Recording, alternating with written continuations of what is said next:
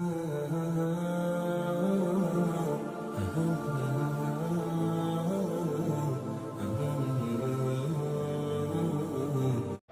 ہمارے اختلافات مذہبی بنیاد کے اوپر تھے، عقیدے کی بنیاد کے اوپر تھے۔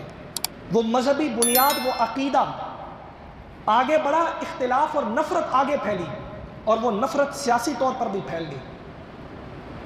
اب تو اس حد تک ہے کہ ایک گھر کے اندر اس حد تک نفرتیں بڑھ چکی ہیں کہ سیاسی جماعتیں باپ کی اور بیٹے کی اور ایک دوسرے کے ساتھ لڑے ہوتے ہیں۔ مجھے ایک ساتھی نے بتایا کہ آج میرے پاس میرے ایک دوست آ کر رونے لگا اور مجھے کہنے لگا آج میرے بیٹے نے مجھے کہا کہ آپ بے غیرت ہیں۔ میرے بیٹے نے مجھے کہا، کیوں؟ کیونکہ باپ کی سیاسی جماعت اور تھی، بیٹے کی سیاسی جماعت اور تھی۔ سامعین مکرم، اب سیاسی انتہا پسندی اس حد تک بڑھ چکی ہے کہ کوئی کسی کی بات سننے کو تیار نہیں ہے، کوئی کسی کی بات سننے کو تیار نہیں، یہاں تک کہ منبر پر بیٹھنے والا عالم دین بھی محفوظ نہیں ہے۔ میں حقیقت بیان کر رہا ہوں منبر رسول پر بیٹھ کر، جب بھی ان موضوعات پر بولنے لگتے ہیں اس بات کا خدشہ آتا ہے اگر یہ بات ہماری کسی ایک سیاسی جماعت کے بارے میں ہو گئی، جو کہ ہم بات کر رہے ہیں عمومی طور پر، لیکن اس سے مراد لے لی گئی ایک سیاسی جماعت، تو وہ کہے گا یہ دوسری جماعت کا مولوی صاحب ہے۔ دوسری جماعت کے بارے میں بات ہوئی تو اس نے کہنا یہ پہلی جماعت کا مولوی صاحب ہے۔ مولوی صاحب کو بھی سیاسی جماعت کا مالک بنا دیا۔ گزشتہ کچھ دنوں سے جو ہمارے ملک میں حالات چل رہے ہیں، بلکہ آپ یوں کہیں کچھ دہائیوں سے جو ہمارے ملک کے حالات ہیں، خدا کی قسم دل خون کے آنسو روتا ہے کہ وہ جو ملت کا خواب تھا قائد اعظم کا، وہ جو ایک قوم بننے کا خواب تھا، وہ جو لا الہ الا اللہ محمد الرسول اللہ کی خوبصورت تسبیح میں باؤنڈ کرنے کا ایک خواب تھا، اس خوابوں کو تو اس ملک کی قوم نے اپنے جوتے تلے رون ڈالا۔ اب مسئلہ یہ ہے کہ بات کس انداز میں کی جائے اور کس طرح کی جائے۔ ہمارے ہاں تو عجیب ہی بات ہے۔ اب حدیث مبارکہ کے اندر آتا ہے، ایک شخص آیا، میں یہ کہتا ہوں کہ اللہ رب العزت نے ہر انسان کو یہ حق دیا ہے کہ وہ دوسرے انسان سے تہذیب کے دائرے میں رہتے ہوئے اختلاف رکھے۔ حضور علیہ الصلوۃ والسلام نے بھی دین اسلام کے اندر کچھ قاعدے، ضابطے اور اصول رکھے۔ جب تک میں اور آپ ان قاعدوں، اصولوں اور ضابطوں کے اندر رہیں گے ہم کامیاب رہیں گے، اور جس دن ہم ان قاعدوں اصولوں سے باہر نکلیں گے جیسے آج نکل گئے تو پوری دنیا کے سامنے تو ذلیل اور رسوا ہو ہی رہے ہیں، اپنے ہی لوگوں میں ذلیل اور رسوا ہو جائیں گے۔ اب اختلاف کیسا ہونا چاہیے؟ ابو داؤد شریف کی ایک روایت ہے، ایک شخص آیا حضور علیہ السلام کے پاس، یا رسول اللہ صلی اللہ علیہ وسلم، میرا ہمسایہ مجھ پر بہت ظلم کرتا، میرے ساتھ زیادتی کرتا۔ پہلی بار میں آپ صلی اللہ علیہ وسلم نے فرمایا کچھ عرصہ صبر کرو۔ اس نے صبر کیا، پھر دوبارہ آیا آپ کے پاس، یا رسول اللہ صلی اللہ علیہ وسلم، اس کا ظلم ابھی بھی ختم نہیں ہوا۔ آپ نے فرمایا تم ایک کام کرو، اپنے گھر کے برتن اٹھاؤ اور دروازے کے باہر جا کر بیٹھ جاؤ، تم سے جو آ کر بات کرے اسے کہو اس نے میرے ساتھ ظلم کیا، اس نے میرے ساتھ ظلم کیا، میں احتجاج کرنے کے لیے اپنے گھر کے باہر بیٹھا۔ جب وہ باہر جا کر بیٹھا، لوگ آئے، لوگوں نے پوچھا کیوں بیٹھے ہو بھائی؟ اس نے کہا بھائی یہ میرا ہمسایہ ہے، میرے اوپر زیادتی کرتا ہے، ظلم کرتا ہے۔ لوگوں نے برا بھلا کہنا شروع کیا، اور پھر وہ خود ہمسایہ آیا، اس نے کہا بھائی میں تم پر آج سے معافی مانگتا ہوں، آج کے بعد ایسا نہیں کروں گا، تم اپنے گھر میں چلے جاؤ۔ اب یہ ایک ضابطہ ہے، ایک اصول ہے کہ آپ کو یہ حق دیا گیا ہے کہ اگر آپ پر ظلم ہوتا ہے، آپ قانون کے ضابطے میں رہتے ہوئے، اور آج کل اس کو آئین کا نام بھی دیا گیا ہے، آئین کے ضابطے میں رہتے ہوئے یہ حق ہے آپ کے پاس کہ آپ اپنے حق کے حصول کے لیے احتجاج کیجیے۔ لیکن احتجاج کیسا کیجیے؟ اب یہ بھی بڑا اہم سوال ہے۔ ہمارے ہاں احتجاج کا طریقہ کیا ہے؟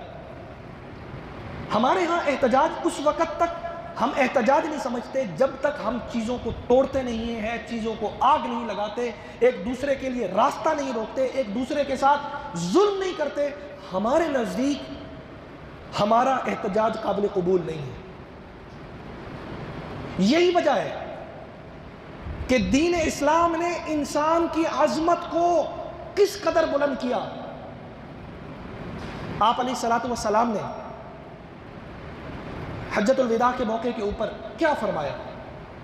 آپ نے فرمایا میں تمہارا ایک مسلمان کا دوسرے مسلمان کے اوپر حق کو ڈیفینڈ کرنے جا رہا ہوں۔ یاد رکھنا، ایک مسلمان کی عزت، جان، مال، آبرو یہ دوسرے مسلمان پر حرام ہے کہ وہ اس کو پامال کرے۔ توجہ فرمائیے گا ان جملوں پر۔ ایک انسان کی عزت، جان، مال، آبرو یہ حرام ہے کہ کوئی دوسرا مسلمان اس کے لیے اس کو پامال کرے۔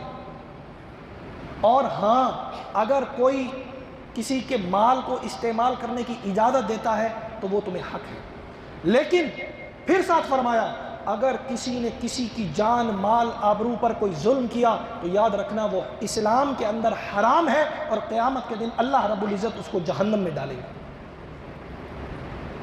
ہمارے ہاں جب احتجاج ہوتے ہیں تو غریب کی ریڑھی کو جلایا جاتا ہے، غریب کی دکان کو جلایا جاتا ہے، اپنے ہی مال کو جس پر ہم ٹیکس دے رہے ہوتے ہیں اس کی پامالی کی جاتی ہے۔ یہی سب کچھ تو چل رہا ہے، یہی سب کچھ ہو رہا ہے پچھلے کئی دہائیوں سے، اور ایک لمحے کے لیے نہیں سوچا جاتا۔ ابھی جو کچھ ہوا گزشتہ کچھ دنوں میں، ہم سیاسی طور پر اس قدر اندھے ہو چکے ہیں سامعین مکرم، معذرت کے ساتھ میں آپ سے یہ جملہ بولنا چاہوں گا، اس میں بھی شامل ہوں، ہم سب شامل ہیں۔ جب قوم کی بات ہوتی ہے تو اکثریت کی بات ہوتی ہے، اور جب اکثریت کی بات ہوتی ہے تو اس میں سب شامل ہوتے ہیں، کہ ہم لوگ یہ سمجھ چکے ہیں کہ ہمارا جو سیاسی لیڈر ہے نا وہ فرشتہ بن کر آسمان سے نازل ہوا تھا، جسے ماں نے نہیں جنا، وہ آسمان سے سیدھا زمین پر اتارا گیا تھا، اور وہ غلطی نہیں کر سکتا، وہ غلطی نہیں کر سکتا، وہ غلطی نہیں کر سکتا۔ یہ ہمارا اصول ہے۔ یہی وجہ ہے کہ جب ہم نے اندھی تقلید کی، پہلے مذہبی اندھی تقلید کی اور اس کے بعد سیاسی اندھی تقلید کی، آج تک ہم پیچھے چلے جاتے جا رہے ہیں، پیچھے چلے جاتے جا رہے ہیں، ہم کبھی آگے بڑھے ہی نہیں۔ جس سے پوچھتے ہیں آج یہ سفید ریچھ جو ہمارے درمیان بیٹھے ہیں، ان سے پوچھیں آپ کا جوانی کا دور کیسا تھا، کہیں گے بہت اچھا دور تھا، بہت اچھا دور تھا۔ اور آج ان سے پوچھیں، وہ کہتے ہیں آج تو ظلم کا دور ہے، ظلم کا دور ہے، ظلم کا دور ہے۔ تو ہم ترقی تو نہیں کر رہے، ہم تو پیچھے جا رہے ہیں، پیچھے سے پیچھے چلے جاتے جا رہے ہیں۔ ہم سیاسی طور پر بھی پہلے مذہبی طور پر تھے، اب سیاسی طور پر بھی ہم نے اپنے رہنماؤں کو نہ جانے اپنے وہم و گمان اور خیالات کے اندر کیا بنا ڈالا ہے کہ ان سے غلطی نہیں ہو سکتی، اور اس قدر اندھی تقلید میں جا چکے ہیں کہ ہم ہر جگہ پر صبح سے شام تک بحث و مباحثے اور کچھ نہیں چل رہا۔ سامعین مکرم، ہمارے ہاں جتنے بھی مذہبی احتجاج ہوتے ہیں، سیاسی احتجاج ہوتے ہیں، سماجی احتجاج ہوتے ہیں، ہر احتجاج کے اندر الا قلیل کوئی ایسا احتجاج ہوتا ہے جو آئین اور قانون کے تحت ہوتا ہے، ورنہ ہر احتجاج میں ہم اپنے ہی مال کو، اپنی آبرو کو سر بازار اپنے جوتوں کی نوک پر رکھ رہے ہوتے ہیں۔ یہ جو سب کچھ جلا، اب خدا کے لیے یہ مت سمجھیے گا میں کسی ایک سیاسی جماعت کی بات کر رہا ہوں، یہ جو سب کچھ جلا، یہ جو سب کچھ جلا اس میں لوگ مارے گئے، ان کا ذمہ دار کون ہے؟ کس کے ہاتھ پر جا کر ڈھونڈے؟ وہ جن کی وجہ سے احتجاج ہوا، یا جن کے خلاف احتجاج ہو رہا تھا، یا جس کے لیے ہو رہا تھا، جس کے لیے احتجاج ہو رہا تھا انہوں نے اٹھے کپڑے جھاڑے، انہوں نے کہا دو لفظوں کے اندر کہ یہ جو احتجاج کر رہے تھے ان کا ہمارے ساتھ کوئی تعلق نہیں۔ جن کے لیے سب کچھ کیا ان کے منہ پر تماچا ہے یہ بات، جن کے لیے سب کچھ کر رہے تھے میرے بھائی، انہوں نے تو کہہ دیا ان کے ساتھ ہمارا تعلق ہی نہیں، ان کا تو مستقبل تباہ ہو گیا، ان کے ماں باپ جیلوں کے چکر لگا رہے ہیں، تھانوں کے چکر لگا رہے ہیں اپنے بچوں کو تلاش کرنے کے لیے، ان کے مستقبل تباہ ہو گئے۔ اور اسی طرح جو پہلی جماعتوں والے تھے ان کی بھی یہی ہوا۔ ہماری سیاسی مذہبی شعور نہ جانے کس اندھے کنویں میں جا کر گر گیا۔ کوئی بات سننے کو سامعین مکرم تیار نہیں ہے، کوئی بیٹھنے کو تیار نہیں ہے۔ جب ہم قوم بنے تھے، اس قوم بننے کے اندر ہمیں مثالیں بھی کب کی دینی پڑتی ہیں؟ 1400 سال پہلے کی۔ کیوں؟ کیونکہ اس وقت ہم ایک قوم تھے۔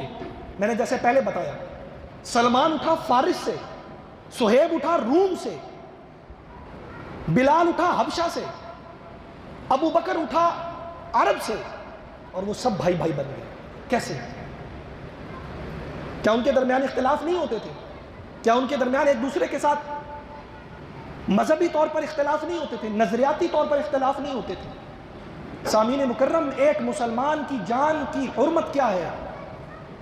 حضور نبی کریم صلی اللہ علیہ وسلم بیت اللہ کا طواف فرما رہے تھے کیا پر نور بیت اللہ تو ہے، مخاطب ہے بیت اللہ سے، کیا ہی خوبصورت ہے بیت اللہ تو، تیرے سے آنے والی مہک پوری دنیا کو معطر کرنے والی ہے، لیکن اے بیت اللہ سن، ایک انسان کی عظمت تجھ سے زیادہ افضل ہے۔ سامعین مکرم غور فرمائیے، اے بیت اللہ سن، جسے آج ہم ہاتھ لگانے کے لیے بھی ترستے ہیں کہ کاش ہمیں موقع مل جائے کہ ہم بیت اللہ کے اندر جا کر ہاتھ لگا لیں کعبۃ اللہ کو۔ اس کعبۃ اللہ کے بارے میں میرے نبی نے فرمایا کہ اے کعبۃ اللہ سن، تجھ سے زیادہ افضل ایک مسلمان کی جان ہے۔ وہ جو 40 لوگ مارے گئے ان کی جان کعبۃ اللہ سے زیادہ افضل تھی۔ کہاں بیٹھے ہیں سامعین مکرم، ہم کس قدر پستیوں میں اور گرنا ہے ہم نے۔